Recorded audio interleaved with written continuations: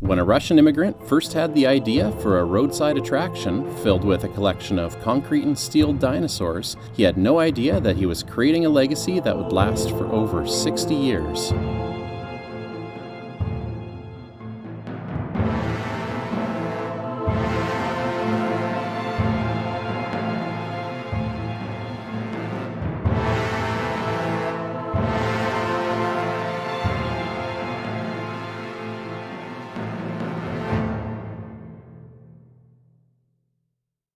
Dyck immigrated from Russia to Canada in 1925. After serving in the Army Medical Corps during World War II, he spent 25 years working for the Hammond Cedar Division of BC Forest Products.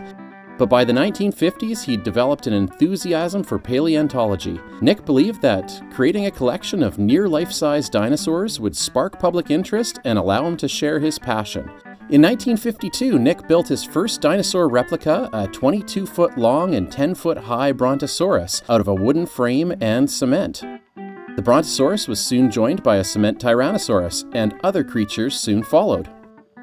In a 1954 interview with the Maple Ridge Pit Meadows Gazette, Dyck stated, "There are tremendous possibilities in creating these prehistoric monsters from the standpoint of a tourist. Some people have the audacity to fence in a skunk, goat, rabbit, mice, and other such things, and charge admission to see them." By 1958, he'd added a dozen more dinosaurs as well as cavemen, a moa, and a Sasquatch. Over time, his approach to construction changed to using steel to reinforce the plaster aggregate, which could be carved for additional detail. His attractions attracted a lot of attention, and in 1958, the Dinosaur Park was officially opened in Maple Ridge, British Columbia. Admission to view the park was just 25 cents for adults and free for children. The park became a popular destination for school field trips and tourists drawn to this roadside attraction. Children loved the Tyrannosaurus Rex and Brontosaurus because of their size, and Dyck didn't mind the children playing on them. However, he did have to bolt his creations to the ground to prevent enthusiastic visitors from trying to walk off with them. Expansion continued with the addition of attractions like a fossil house that showcased items collected on their travels, and included a dried tarantula and preserved baby monkey in a jar. Dyck and his creations continued to amuse and amaze children and families for the next 14 years until 1972. Dyck donated his fossil collection to Douglas College in New Westminster, and the cement figures were put up for sale in hope that a local buyer could be found. Although they didn't find somebody to take over the park in its original form, Dyck's creations were able to live on thanks to another cultural phenomenon.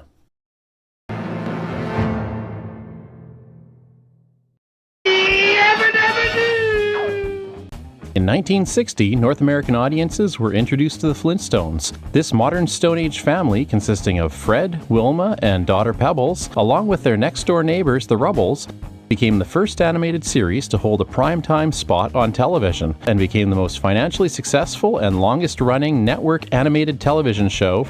The popularity of these characters led to licensing deals at 4 roadside attractions, 2 in the United States in Arizona and South Dakota, and 2 in Canada in Kelowna and Chilliwack. The Chilliwack attraction, known as Bedrock City, was opened by Bob L. in 1975.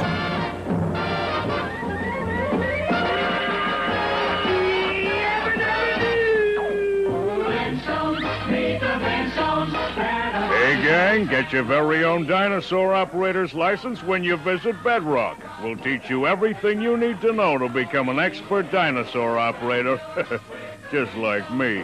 Yabba dabba doo. Ron L., Bob's son, tells of how the Chilliwack Park came to be. Okay, it goes way back to 1973. 1973? Right, my dad's an artist, right? Yeah. And we helped build the Flintstone Park in Kelowna. Mm-hmm. And so we ended up getting our own license to build the Flintstone Park in Chilliwack. Wow. And so we ended up at Bridal Falls, and at the time we had about 18 acres there. Bob L. purchased the large iron and cement dinosaurs and moved them to a new location at Bridal Falls, 15 minutes east of Chilliwack, BC. L integrated the cement dinos with Stone Age buildings to create Bedrock City, based on the hometown of the Flintstones.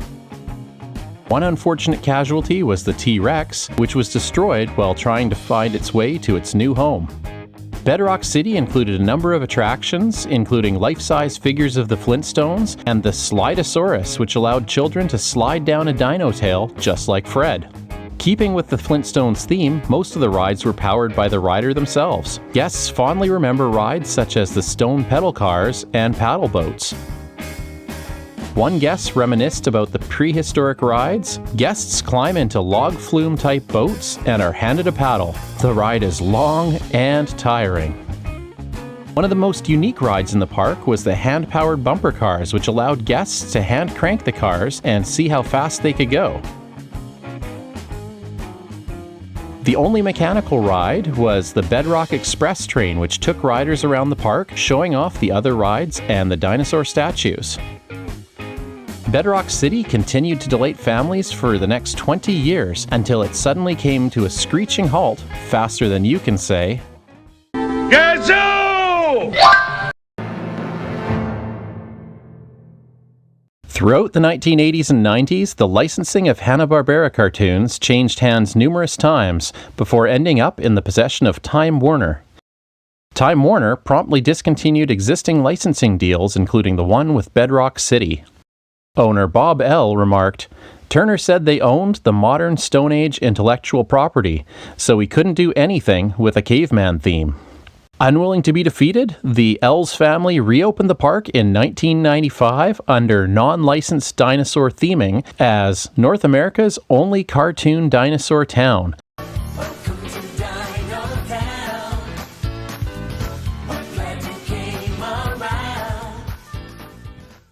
The L's created a family of dinosaurs which included Dad Dusty Bones, Mom Dina, kids Dee Dee, Dexter, and Baby Bones, along with an extended set of characters like Creaky Bones and Flapper the Bird. Promotional material for the park stated, "We're the Bones family, and we can't wait to see you and your family at Dinotown this summer. Mom and Dad can kick back and relax while the kids ride the awesome rides and play all day. We have a train, wet fun fire hall, paddle boats, pedal cars, bumper cars, prehistoric golf, mini golf, and cave drawing. Everyone will love our cool live stage shows that run all day, including Dexter's Tales from the Treehouse. You'll want to join our Jurassic Family Street Parade as it rocks its way through our 200-million-year-old dinosaur town, featured in this breathtaking, beautiful location at the base of the majestic Mount Cheam." Dinotown is North America's only cartoon dinosaur town. This is one of a kind, and what's unique about Dinotown is that we offer a unique combination of live shows, rides, and attractions. So a lot of times Mom and Dad can come here, find a nice shaded picnic place to sit, and they can literally let the kids run. And we've got staff at all the major rides and attractions in the park. So it's relaxing for the parents, and it's very great for the kids because everything here is people powered. So it really gets all their senses activated. You can go on all of our live shows. We've got about 4 different live shows playing here at many of our different theaters. You can go on all the rides it is included, including the train ride, the bumper cars, the pedal cars. Everybody remembers our boat ride. Oh, it was definitely really fun because we were always going all over the place. We almost crashed into a bush, but it was really fun. Dinotown also brought in a Jurassic exhibit on loan from the Royal Tyrrell Museum of Paleontology in Drumheller, Alberta. They opened a white spot hamburger and casual dining restaurant named the Dinosaurus, and also went on to promote the attraction at the Pacific National Exhibition. The L family created live shows and music to bring their characters to life. They had the opportunity to take the characters to New York for the Museum of Natural History's inaugural Trick or Treat with the Dinosaurs, and even snuck in a visit to see Katie Couric on the Today Show.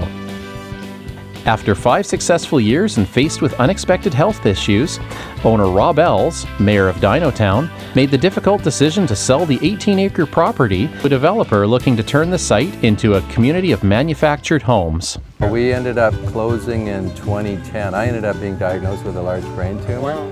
And so that was I found I had that in 2009. So my operation was at the end of 2009, but we weren't sure if I was going to make it through that operation. So we kind of had to wind up my wills and get everything ready. I made a DVD for my kids of my life story, but we ran Dinotown last year, 2010. Yeah, it was a huge hit because people, you know, we've had 2 million people go through there, and people from all over came out to see the final days. Yeah.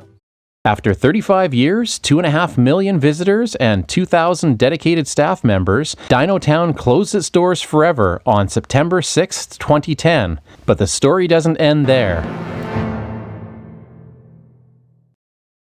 Dinotown had been closed for 3 years, and owner ROADSIDE was recovering from surgery to remove what had turned out to be a benign brain tumor. Successful surgery and recuperation gave him renewed confidence to continue in the competitive amusement park business. "We're going to take this thing on the road," Elle told Business in Vancouver. "We're looking for area developers all over the world."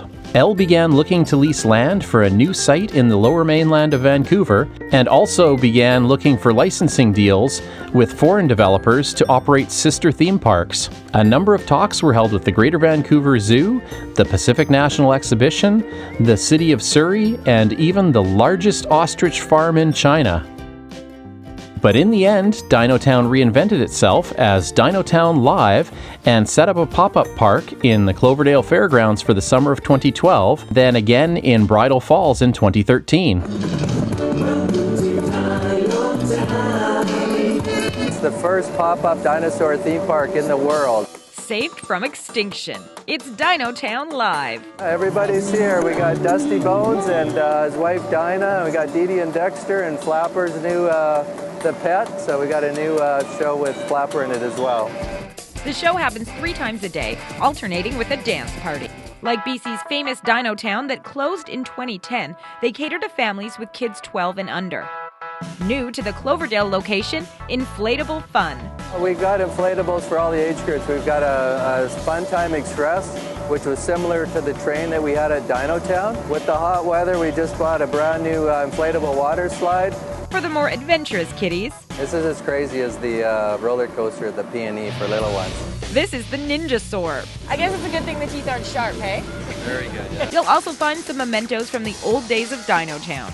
Dee Dee's pink Corvette, is that what we're sitting in? That's it. This is the one and only. And even from the original Flintstones Bedrock city that first opened in Bridal Falls back in 1975. From 2014 to 2016, Dinotown partnered with Funland and operated the site at Cultus Lake, BC, across from the Cultus Lake Waterpark. Instead of rides, Dinotown Live featured live shows, giant inflatables, a safari, and a clown-around mini-golf. We ended up moving it back to Bridal Falls, which was on that highway last year. Yeah. And then we just popped it up there for the summer. That all just kind of happened right at the last minute before the summer started. And then Wendy and her husband came and saw us there and said, "We have a beautiful piece of property at Cultus Lake. Would you consider if we hosted it and move it to Cultus Lake?" So I came out and took a look, and over the winter we worked it out, and here we are. Funland's been here for 12 years, and now we're hosting Dinotown, and we're really excited because we've got this extreme value for the market of 2 years to 10 years. Lots to do, so the existing things from Funland are here, the zip lines, the boats, the mini golf. But look at this, Jonathan, we're gonna add to this the water slide, the 72-foot Ninjasaurus, all the blow-ups, and don't forget the big stage show, right? Everybody remembers Dinotown, the nostalgia's coming back. Unfortunately, Dinotown didn't operate a park in 2017, and although its services are listed on the Dinotown website, further parks have failed to materialize.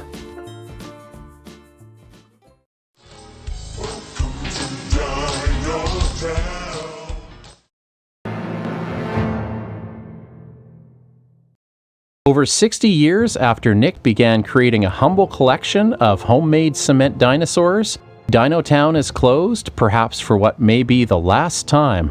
Maple Ridge, the original site of Nick's Dino Park, has given a nod to its heritage by wrapping an electrical box in a photo of one of Nick's dinosaurs.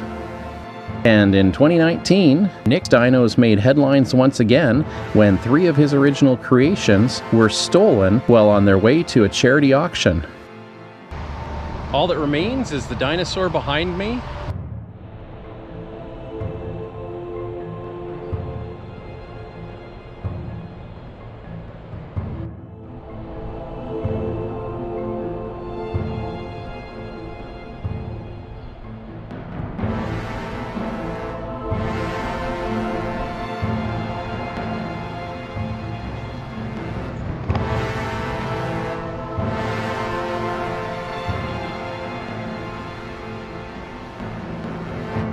quiet reminder that all of this started with one man, a dream, and a love of concrete dinosaurs. Thanks for joining us today. Until next time, it's time to exit through the gift shop.